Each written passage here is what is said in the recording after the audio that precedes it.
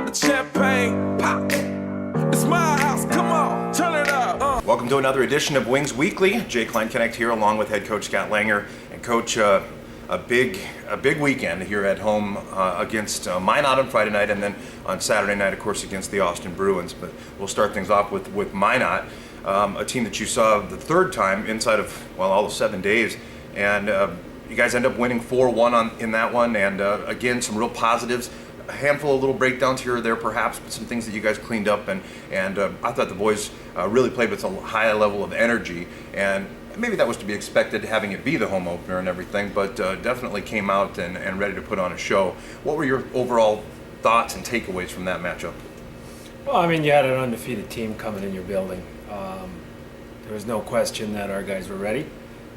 They certainly got out of the gates that way, and you couldn't ask for much more. A team that swept you the weekend before coming into your building, you get another chance at them. You don't have to wait, a lot of time to kind of get even. But I don't like to critique a win. Mm-hmm. I really don't. I thought our guys answered the bell. They came out. Obviously, mistakes are going to happen. It's junior hockey. But the critical thing is 2 points, and they definitely deserved them. Well, the crowd were about 1,300 people in the OD here, and of course that's competing against Friday high school football and some other events that were going on. But I thought a pretty exciting crowd. How much does that help out?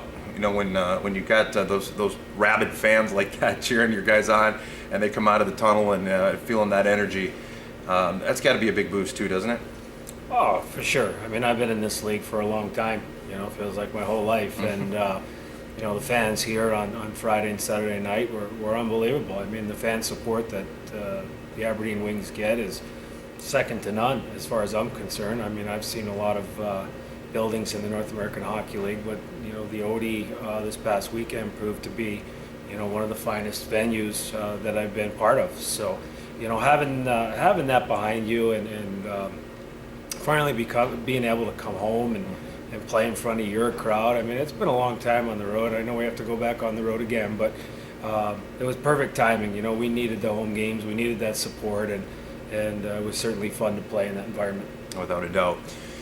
Well, and then we go on to Saturday night against the Austin Bruins. They come into town after defeating Brookings on Friday night, and your team ends up with a 5-2 victory there. That game felt a little different to me, kind of not to critique, as you said, a win, but it definitely was a little bit back and forth, kind of a teeter-totter effect, and it didn't really seem like either team really wanted to, or not wanted, but wasn't able to control, particularly in the first. But you guys made, whatever, if there was an adjustment or whatever the case, but you come out and really kind of stepped it up in the second, and of course in the third, and some big weekend for some of the vets like Colin Raver and Carter Rue had a great weekend. And of course Kevin Fitzgerald had 2 goals on Saturday night. First time you guys get a chance to see the Bruins, other than on film and so on. But a real sound game played that night, I thought as well. Again, maybe some thoughts on that? Well, yeah, I mean, the first 7 or 8 minutes, they took it to us. But, our team of 2 or 3 weeks ago might have packed it in a little bit. But our guys just upped their game, and they held in there. And obviously we got a big goal from Jack Kelly to even the score. And, we fell down again, but we just kept going. And, our guys had played with some confidence over the weekend. That's a good team in Austin, obviously a good team in Minot, but we're proving that when we do things right and when we do it often, that we can play with the top teams in this division. So it's nice to grow a little bit as a hockey team and to fall behind but be able to fight back and to really feel that you can win a hockey game at any point. And I like that about our team. Yeah, and that level of confidence, that confidence boost, as you said, really a shot in the arm at the right time, and that's got to mean a lot to the guys too. One of the things you and I talked about, I think in between periods, was in-zone play and how much you guys have been able to kind of dictate that in a lot of these matchups early on. And you mentioned the identity. It's early, but how do you see the identity of this team? Well, I mean, I think that offensively that we can really hem teams in. Mm-hmm. When we put our mind to it, we're pretty good in the offensive zone. Obviously, we're still learning how to score goals, and at this level, they don't come easy. So it takes a lot of work. I think our identity is that we're a close family, and our guys do play for one another. And if you see them behind the scenes, like you do, you get to see them. They are a pretty close group, and they play for one another, and that's going to equal something at the end of the day. But again, our identity is we play a 200-foot game.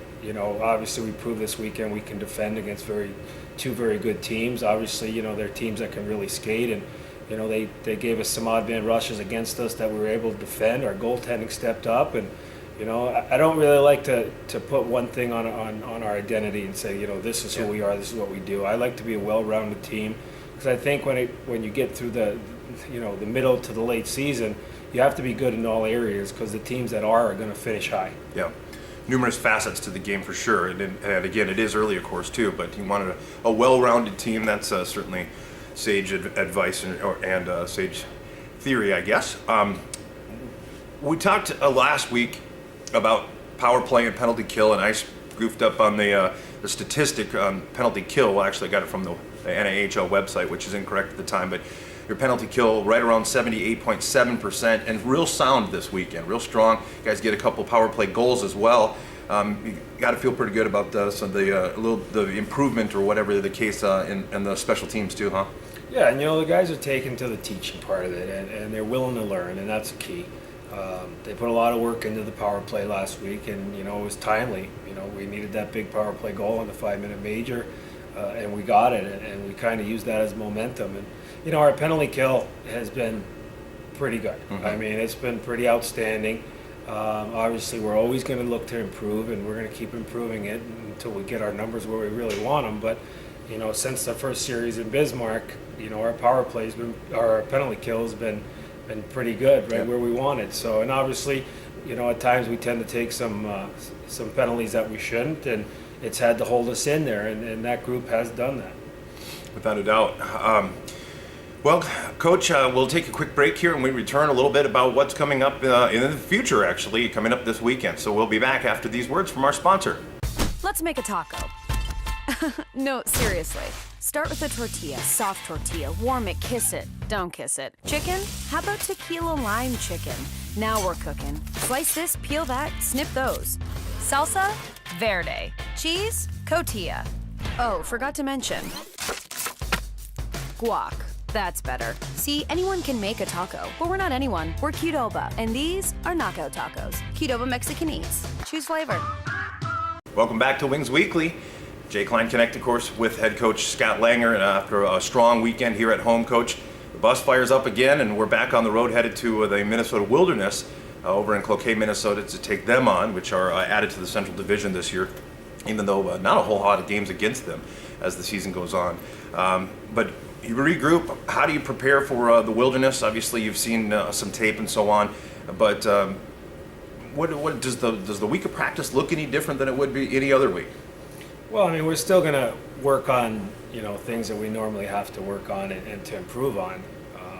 The big thing this week is you got 2 wins, and you don't want your team you tend to have a young team that is just kind of okay with winning the 2 games, and they let off the gas a little bit. And this week the focus for the coaching staff is to keep them on the gas and keep them focused, and it's business as usual.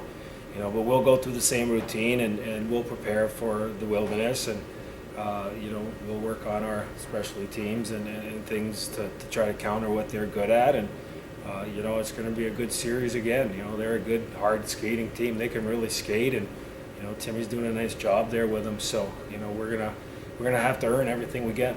Yeah, absolutely. Going to be a tough one here. We've got 3 on the road coming up these Friday and Saturday against the Wilderness there in Cloquet, as I mentioned. Then in Bismarck Friday night the following week. Then home finally for 3 games. So fans can hopefully come on out and pack the Odie once again. Well, that's pretty much going to wrap it up for this week's Wings Weekly. I want to remind everybody that the games can be seen and listened to or heard on 94.1 The Rock and on FastHockey.com. They can also be watched at Buffalo Wings and Rings. If you're not unable to do that, you can tune in to 94.1 The Rock for the Aberdeen Wings as they take on the Minnesota Wilderness this weekend.